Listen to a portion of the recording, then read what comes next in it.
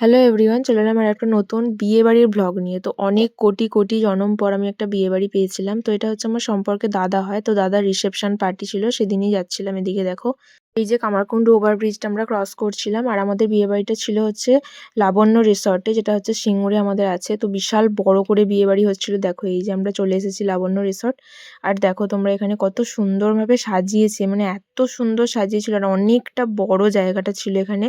তো দেখো তোমরা, এইদিকে দেখো কত সুন্দর করে সাজিয়েছে, লাইটিং করেছে। এরপর আমরা ভিতরে ঢুকছি। দেখো, এই যে চলে এসেছি।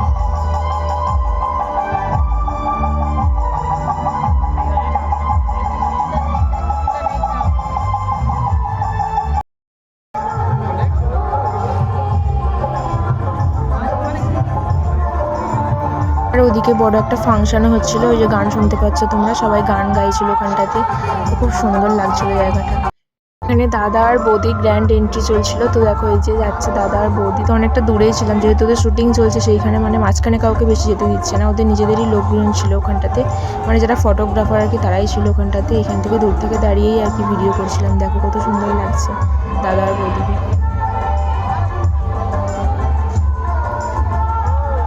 এদিকে স্টার্টারে ছিল 21 রকম আইটেম।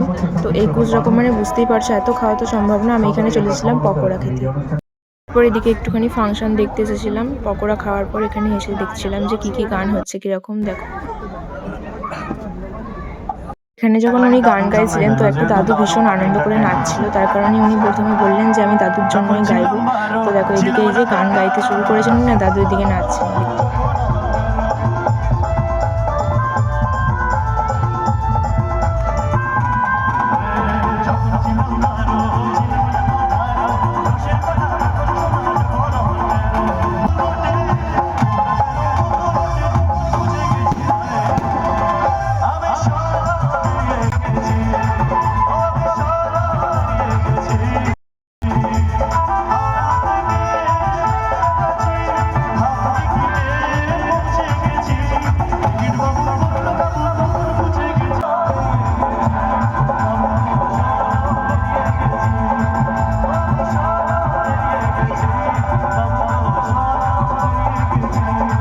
তারপর ফাংশন দেখে আমরা চলে এসেছিলাম এদিকে, মানে ভিডিও করার জন্য কিছু।